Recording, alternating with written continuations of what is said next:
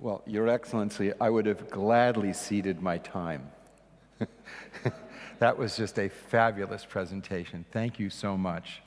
It reminded me of the maxim to think globally and act locally.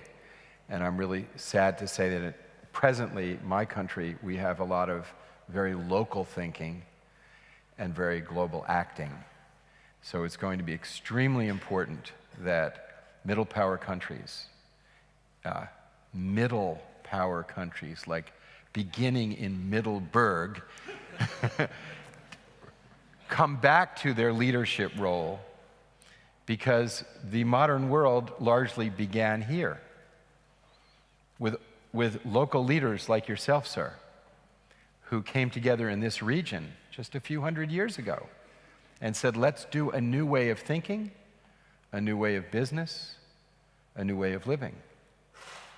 And I have had extremely inspiring inspirations from my friend Simon, who is deeply grounded in the cultural heritage of the region, and why it's so important to remember the web of time as you remember the web of life of today. Because the web of time of 800 years ago is not that long ago.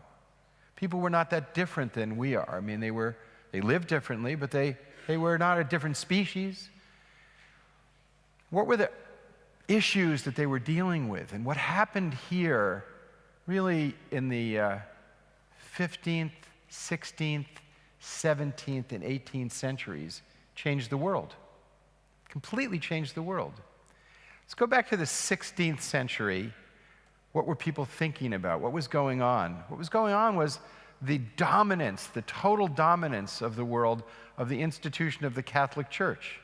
And not far from here, there was a guy, Luther, as you know, who began the reformation of the world in protesting against the organization at the time. And what offended him more than anything was the idea that by paying another human being, you could believe that, quote, you could have your soul restored to the state of innocence which was enjoyed at baptism and relieved of all pains of purgatory, including those incurred by an offense to the divine majesty, God himself. So he posted his protest on the wall in Wittenberg. They preach only human doctrines who say that as soon as the money clinks into the money chest, the soul flies out of purgatory. So the why of the time that everyone was thinking about in this part of the world was, how do I get my soul to God? That was what the people were thinking about. They weren't particularly rich. They struggled hard. Life was hard, but that's what they thought about. And then there were people here, like Arminius, Hugo de Groot, Erasmus, who thought, wait a minute, these are just people. We can reason this out. We don't need any magic. We can have a personal relationship with the great mystery that gives us life. We can work together. We don't need this hierarchical system. We've learned to work together in this particular region to deal with the environmental challenges of being below sea level. We've discovered that if we listen to one another, we come up with better ideas if we learn to cooperate. And that we don't silence people before they speak, believing that we know what they're going to say, so we allow dissent and argument and debate. And it then leads to this brilliant idea that Hugo de Groot comes up with. We call him Hugo Grotius, all right? Just right up the road in Rotterdam. He comes up with the idea of the freedom of contract, that people can come up with agreements amongst one another that they don't inherit from a previous generation, that they're free to bargain. And he actually says that when free individuals come to a fair contract in the marketplace, this is a divine activity, that justice is manifest in balance, and that justice is a manifestation of the divine.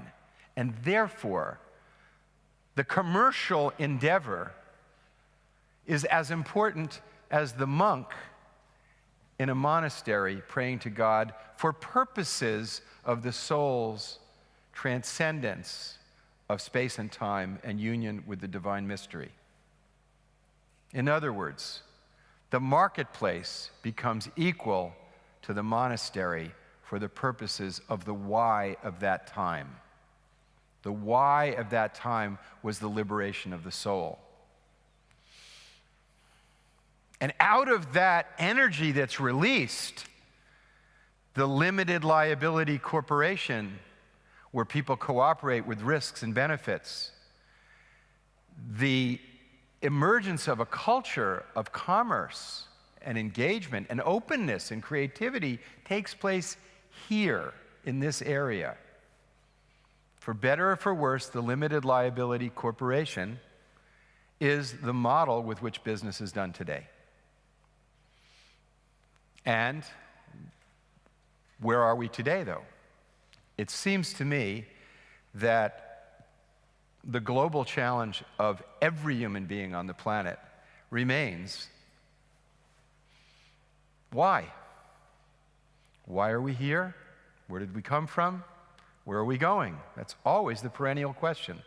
That was the question Adam probably had, and it's the question our ancestors will have. Why am I here? Where am I going?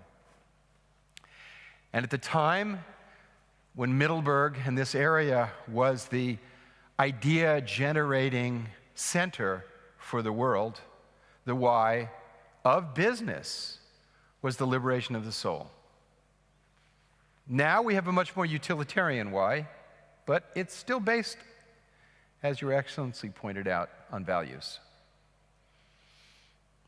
But these values now have been occluded by our incredible fascination with the how. Science and technology have given us so much power, so much capacity to manipulate the natural world, that there's very little discussion in the academic institutions and in our political institutions of the why. So we have a terribly dangerous situation. We have philosophy without the pursuit of truth. It's philosophy mainly about the methodology of philosophy is taught. We have modern art, which is mainly art, about the how of art.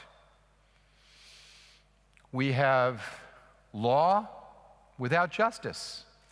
I practiced law for 22 years in a major American city. I can tell you, most of the time was devoted to the how. Very little about the principles of justice. And I've taught law in a university, and I can tell you, you can become a lawyer, at least in the United States, without ever taking a course on justice. We have medicine without healing. The main conversation about medicine in my country now is all about economics and insurance. It's not about how do you heal people, how do you make people healthy, what's well-being. It's all about the flow of business. It's not about healing. We have religious institutions without love and transcendence. They're all about just coming together. We have these mega churches in the United States. I mean, they are about as healthy for the soul as a McDonald's is for your body. And we have weapons without security. The nuclear weapon being the perfect example. The more you perfect the weapon, the less security you obtain. We're preoccupied with our own powers of how, and we have to come back to the values of why. We have to bring security back to what are the real measurable security interests that we have. And for the first time in human history, unlike a few hundred years ago here, we are the first generation that has to decide consciously whether we will be the last generation. This is not something our ancestors had to decide. All this began after Franklin Delano Roosevelt articulated the four freedoms. The thought that we have to consciously decide whether we will be ancestors did not exist then. Simply wasn't on the horizon. It wasn't a thought. That came about because of an amazing event in the Alamogordo Desert. As Albert Einstein said, the nuclear bomb has changed everything but our thinking, and we are headed toward annihilation if we don't change our thinking. So I want to bring you back to a moment in time.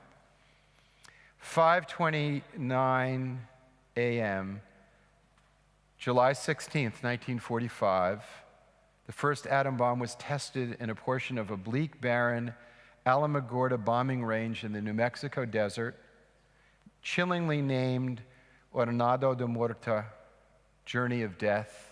That was the name of this place where they did it. Before they did it, that was what it was called. After the thunderous roar of the shockwave, a huge pillar of smoke rose 30,000 feet, creating the first icon of the nuclear age, the fearsome mushroom cloud. A blast of energy of unprecedented destructive magnitude bathed the surrounding mountain in a brilliant light that could be seen 150 miles away. J. Robert Oppenheimer, the director of the Los Alamos Laboratory, the organization responsible for the design of the first atomic bomb as part of the Manhattan Engineer District of the War Department, uttered a sober description from the Hindu scripture, the Bhagavad Gita: "Now I am become death, destroyer of worlds." So after that, a few weeks later, we dropped a bomb on Hiroshima. It's a relatively small bomb. It was about 15,000 tons of TNT. That was the equivalent. We now have over 15,000 of these devices, most of them in the megaton range. That's 1 million tons of TNT. 1 million tons of TNT. That's the equivalent of 70 Hiroshimas. The Soviets dropped a 50 megaton bomb in their testing. That was the equivalent of about 3,000 Hiroshimas. That's what we're able to do. The human mind simply cannot imagine this destructive capacity. We now know from scientific modeling of some professors in Rutgers University in New Jersey that if a mere 100 went off between India and Pakistan, that it would throw enough soot into the stratosphere to lower the temperature of the planet 1.5 degrees Celsius for at least a decade, basically ending agriculture and civilization. So we're all downwind all of a sudden to the security of India and Pakistan. So the local entrepreneur has a new freedom he has to consider, which is the freedom of life itself.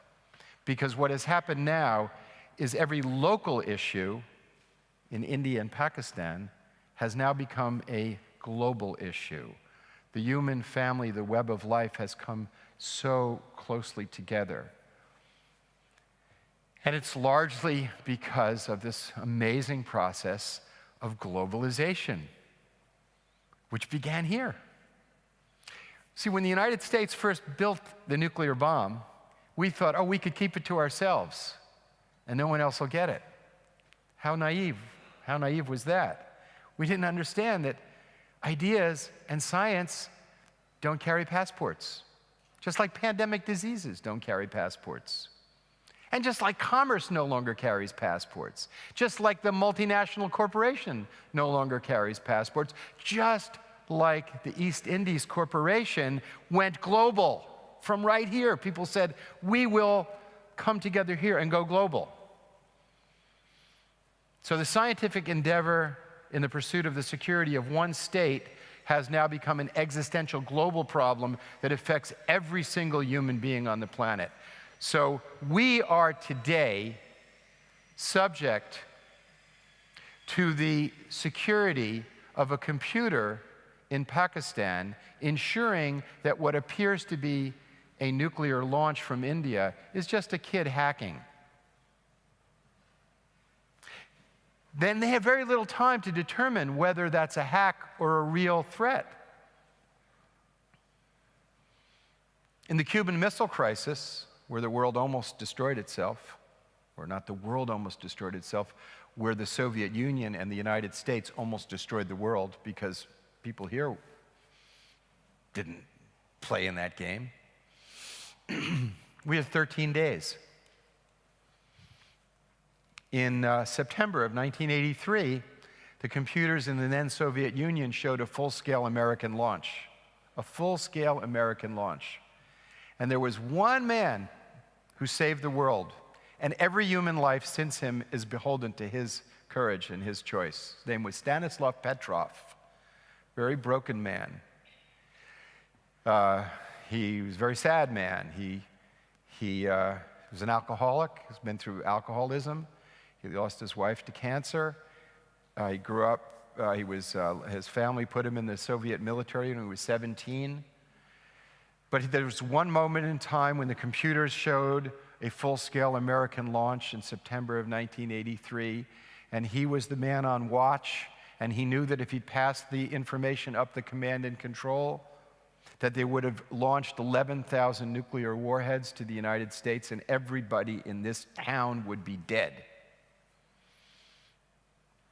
And every entrepreneur has to think about that. And what are we protecting? And what is sustainability?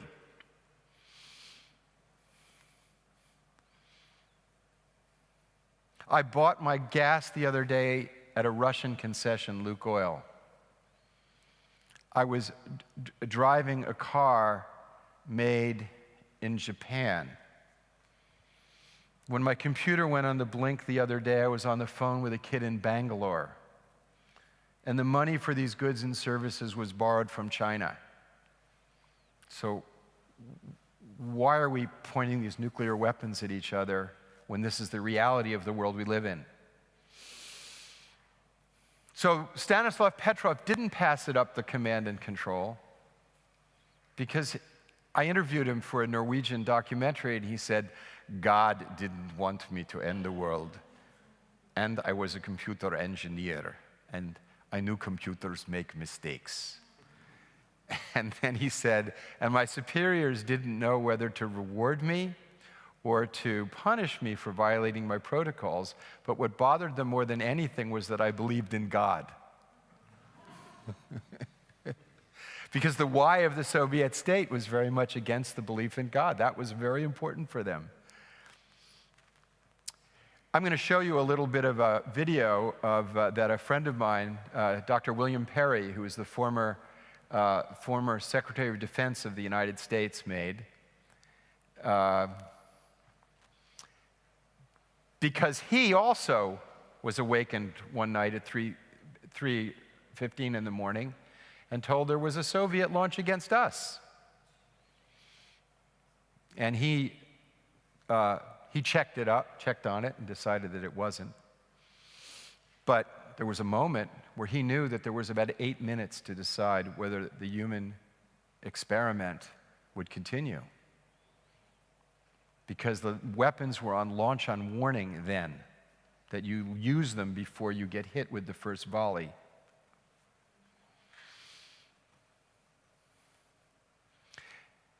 We think the problem's over because the Cold War's over. Think anything has changed? No, they're still on launch on warning, and there's still over 15,000 of them. In 1995, Boris Yeltsin had what would be like the football opened up. The codes were ready because a weather satellite had been launched off the coast of Norway.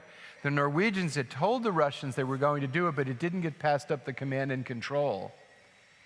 And the first volley of a nuclear exchange would be an electromagnetic pulse over Moscow, frying the electrical systems and communication of command and control. It's an interesting thing. There were a number of oopses that nobody thought about when we first made the nuclear weapons, like the effect of radiation on the genetic code, the electromagnetic pulse. We hadn't thought about those effects. We hadn't thought about the soot in the stratosphere. Most of science is a series of experiments, And you learn from experimentation. Like we had fire, and then oops, well, we better have fire extinguishers. We don't have the opportunity to play with nuclear weapons, to play with the mistakes that we might make. There isn't any room for it. And Boris Yeltsin decided in an 8-minute window that it would be okay because he knew Bill Clinton and said, I didn't think that Bill Clinton would do that. It came down to a human relationship.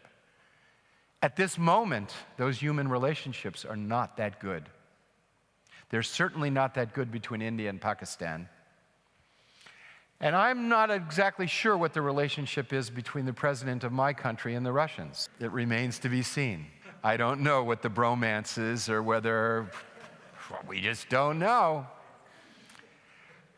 But we do know that there's a series of existential challenges, beginning with nuclear weapons, that brings the web of life together in a way that never happened before. And I would say that because this new situation takes place after the four freedoms, there's some new rules we need to think about. I would call it like the 11th commandment. Thou shalt not kill everybody. So let me talk about another issue that affects every entrepreneur that goes closer to business before we come back to the nuclear issue, which is, I call it the third lung. So imagine that as we're here, there's a third lung in the room that we're all sharing, such that for us to breathe, that lung has to be healthy. So if you had an operation and you lost one of your lungs, you could live. But if that lung was unhealthy, we would all die. Well, there happens to be such a third lung on the planet Earth that every entrepreneur and every individual is sharing. It's called phytoplankton. It's a single-cell organism in our oceans. And 50 to 75% of there's some debate amongst scientists, but nobody says that anything less than 50% of our oxygen comes from the world's largest carbon dump, the most important other species that we rely on, phytoplankton. It produces our oxygen. And we are putting the health of the oceans at risk, not because of growth, as the Prime Minister pointed out, but because of irresponsibility, but because we are not allowing for the concern of the stakeholders of other living forms in our corporate decision-making. It's not just workers that we're finding out are stakeholders. It's not just communities. It's other lives. There's a web of life. We're destroying species at 1,000 times the evolutionary base rate. And we don't know at what point the web of life starts to break down. But we do know this. We know that the changing of the climate is affecting the health of the oceans. And we know now, we didn't know this 50 years ago, we now know that we depend on the health of the phytoplankton to breathe. We know this. This is a fact of life. And we know that we do not have an adequate international regime in place to protect the oceans. We don't have the cooperation necessary to do that. We don't have the treaty to do it. And the parties that need to cooperate to do this are squaring off with each other with nuclear weapons as a way of communicating. Nobody wants to use the weapons, but it's a way of talking to one another. And it's a completely dysfunctional way. Imagine trying to do business and you're sitting, as an entrepreneur, sitting across the table from your counterpart, and you both put guns on the table and say, let's talk. Somehow, the level of cooperation needed to deal with global threats like protecting the climate, like protecting the other third lung, the rainforests, like protecting the oceans, like dealing with pandemic diseases, like dealing with terrorism, cybersecurity, the new inventions of science, the new kinds of weapons that are coming through the pike, electromagnetic weapons, nano weapons. I mean, it's just Nuclear weapons are a 1930s physics with a 1940s technology. Weapons thinkers have, and technology has advanced, and we need legal regimes in place. So the corporate world is the predominant political institution in the world today. Corporations are bigger than most governments, and yet they're not fully grasping how important this is. And systemically, they're not able to. Systemically, they're not able to. The ideas behind the modern corporation have not really modernized to deal with the commensurate threats that we face, such as protecting the climate, protecting the oceans, and changing the geostrategic relationships. I'm going to end with an example in my own life. I was a lawyer in a company that was run by an entrepreneur. It was a franchising company, and franchisees would often borrow money from the company to expand their franchise base. And they would put their homes as collateral. And in one situation I came into the owner of the company, the entrepreneur who had created this company from his own creativity and from his own initiative, from all of the qualities that took place here several hundred years ago: discipline, perseverance, creativity, personal responsibility, expression of his own values. He enjoyed his franchise business because he was making other people rich, and that to him made him happy. He believed he was doing something virtuous and valuable, both to the people he was selling product to and to the franchisees. A win-win-win-win across the board. And I came in with a stack of mortgage foreclosure documents of people who had not made their payments on the loans and said, what do I do with these? Do I take their houses? And the entrepreneur said, get out of my office. What kind of person do you think I am? What kind of values do you think I have? Because he as an individual had a conscience. And he cared about people, and he enjoyed making others rich and providing a service in the market that was meaningful and had values to him. The company then became a public company. And I had a similar situation. I went to the board of directors as the lawyer with mortgages for foreclosure. And they said, why are you bringing this to us? I said, because this is a terrible thing to do, to take people's homes away. And it'll affect our goodwill in the marketplace. Yes, Jonathan, but if we don't do this,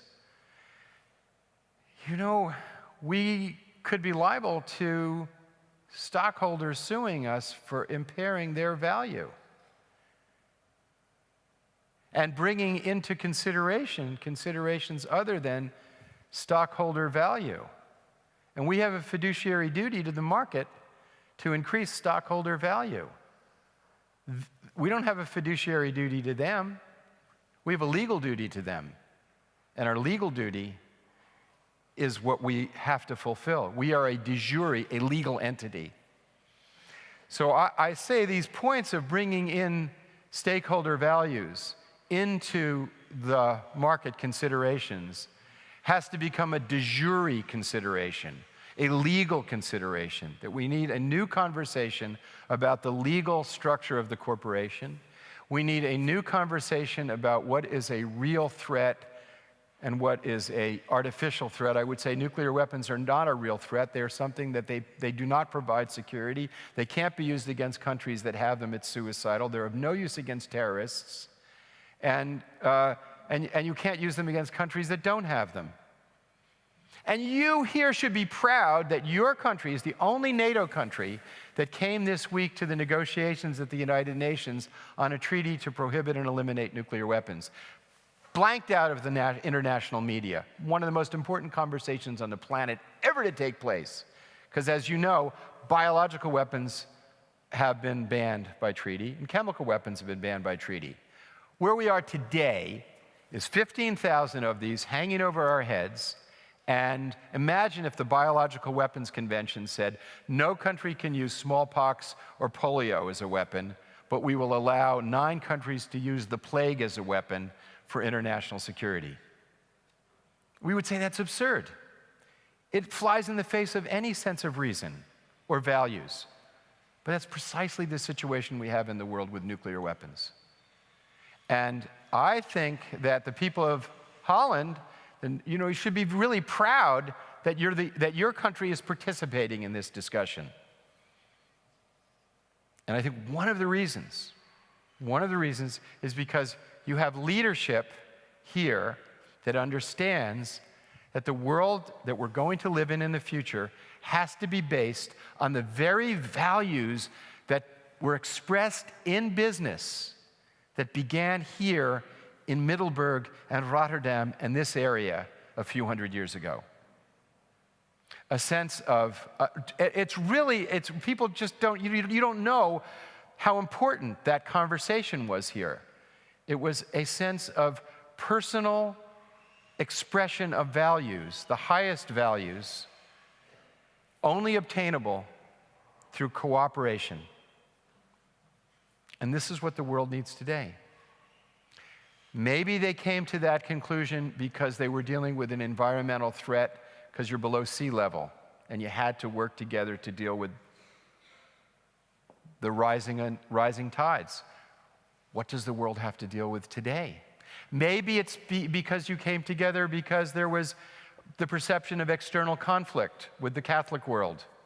Maybe you came together because there was chaos in Europe at the time. There was the 30 Years' War took place right afterwards. There was the war with the Spanish. Maybe it came together because there were visionaries like Erasmus and Hugo de Groot who thought things through, or Arminius, who thought things through. We don't really know why, but we know that it happened here. So to some extent, this community is responsible for globalization. And to some extent, those ideas of creativity, those ideas of social responsibility, those ideas of leadership were just expressed by your former prime minister. And I just wish he would change citizenship and run for office in my country. Because it is exactly that kind of perspective of seeing how to take primary institutions and bring values into them that took place here, that has to take place in the world. And it's not going to come from Russia or the United States. It's not going to come from us.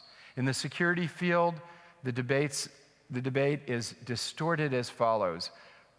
We have a turtle arguing for strategic stability, and then we have a horse arguing for military privilege. Guess which one wins? And in the meantime, the most basic promise of the nuclear age, embodied in the Nuclear Non-Proliferation Treaty, which calls for disarmament, doesn't even get on the table. It doesn't get in the public debate. It doesn't get in your newspapers. It doesn't even get discussed. What gets discussed is military expenditures or how do we get stability between Russia and the United States. But the real issue, which is how do we change to a realistic vision of security that depends on sustainable business practices that brings people out of poverty and gets science focused on creativity and bringing human values into the market, that discussion gets put on the side just like the disarmament discussion. And that discussion, that conversation of how do we change security to what's measurable, to what's scientifically measurable, it's kind of like, and I'm going to end with this, it's kind of like the Protestant Reformation was largely a response to anti-magic. The idea of transubstantiation of the wine into blood, and you drink it and you get saved. It's kind of magical, right? Of course, it's a mystical metaphor of union with the divine body of Christ and love. It's a metaphor. But it had a magical element that offended thinkers here. So let's get rid of it. Let's use reason and how we'll get to God. I think nuclear weapons are a totem of the same nature. They have a magical value. They don't bring security. The real security issues can be measured. The health of the oceans can be measured. The health of the climate can be measured. The elimination of poverty can be measured. The stability of communities can be measured. The health of the rainforests can be measured. The health of the water tables can be measured. We need to take magic out of security and bring science back to it and talk about what is our real interests. And that kind of conversation in the marketplace, and how do we do the salvation of our souls through business, because that was the why at the time that took place here, is still kind of the same question. But let's frame it another way. How do we live like real human beings? How do we live like real human beings, where we get to express loving kindness and compassion with one another? How do we live as real human beings, where we respect the gift of this planet Earth? How do we live as real human beings, where we can put all of our passion into business to do well and do good? How do we do that? That's the conversation that we need to take today. It's not just for the salvation of the soul. We may not call it that, but it's the same question. How do I live in a way that fulfills my heart, my passions, my soul, and my higher values that make me human? Because it's not enough just to get as much as you possibly can. It's not enough to say, I win if I die with the most toys. It's just not good enough. It doesn't satisfy. What satisfies is when you do well and do good, because that's what it is to be human. We are good. We're not fallen. We're not decrepit creatures. We're capable of being human. And that's still the conversation. That's still the issue. And it took place here a few hundred years ago to the benefit of the world. And I hope that we can expect again this part of the world to stimulate that conversation, because the whole world needs it. Thank you very much. Thank you, Mr. Granoff. I thought you were to show us a little video, aren't you? Well, I'd rather do some Q&A if we have the time. Yeah, but yeah. Well, we don't have the time, but we'll do it anyway. Yeah, let's do some Q&A. It's better. We'll skip I think I made the point. The video is a video representation of what would happen if somebody blew up a nuclear device in Washington, D.C., and the global effect of that. But it's pretty simple. All the markets would close, and the whole world would collapse. You know, just one bomb. So, but I think people here, I think you got it. So let's see. I'd rather have some interaction. Thank you. You talked about India and also about Pakistan, nations which have a nuclear weapon. But what's your opinion about, let's say, your own country, the United States? Should they have a nuclear weapon? To quote the Secretary General of the United Nations with respect to that question, he said, there are no good arms for nuclear arms. So the idea that any state should have nuclear, first of all, there's only 9 countries that have them. So the idea that any state should have them is abhorrent, because the weapon violates international humanitarian law. It's unable to distinguish between civilians and combatants. It causes unnecessary suffering, and it far beyond any legitimate military purpose. So no one is propounding unilateral disarmament. And the Indians, by the way, are calling for a universal treaty, a nuclear weapons convention, very much like we have for chemical and biological. So, so the idea that the weapon would be good for some and not good for others is preposterous. It's not good for anybody. So, and the United States, because we were the only country to use a nuclear bomb, we have a moral responsibility to lead in getting rid of them.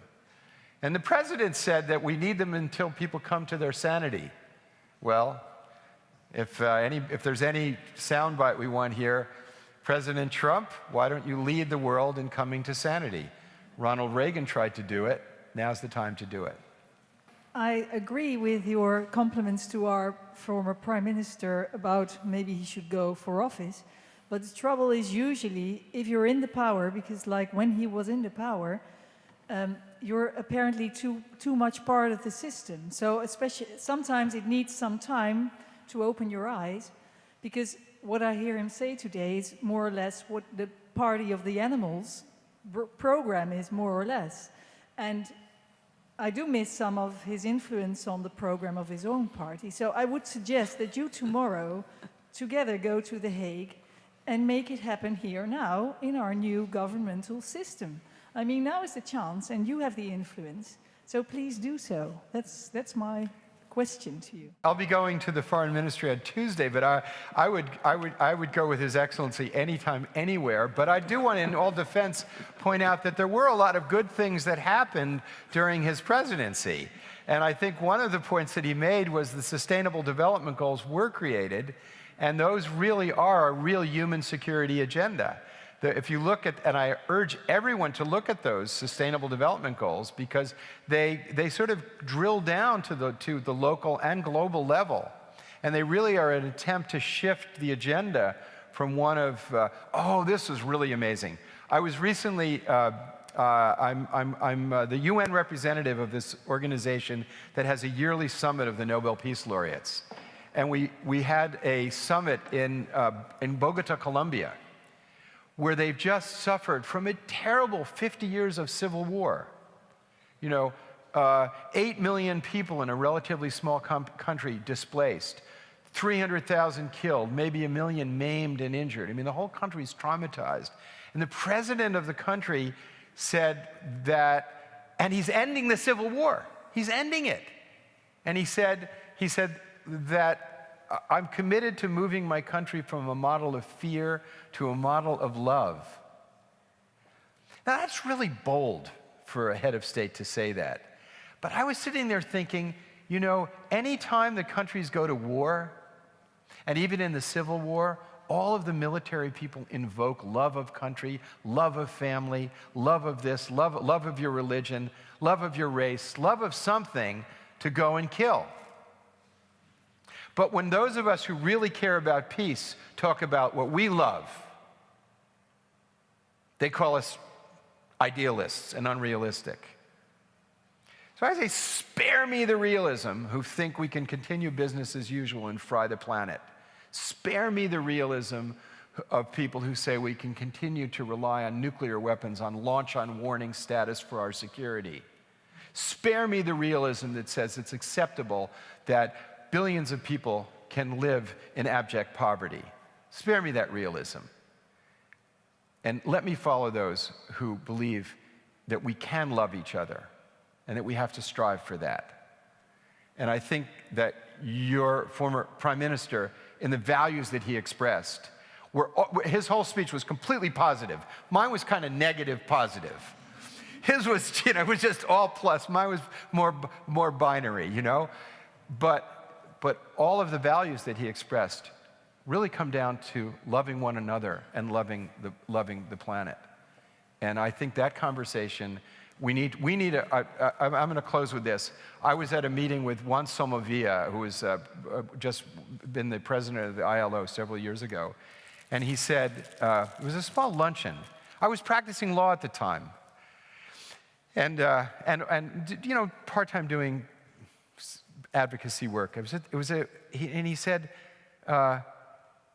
everyone's come out of the closet, except the people who really believe in love and compassion. Why aren't you coming out of the closet? And I was sitting there going, oh my God, that's me. I was hiding my higher values. I was unwilling to really come out and say what I really believed were the values that make us human. And my experience with so many people in business is they have those values and they really care about them, but they haven't precipitated the debate in the political sphere to change the laws so that all of the stakeholders in the corporate world can be considered, so that those values can be discussed. And yeah, I will talk to him and see maybe we could do something together. Thank you.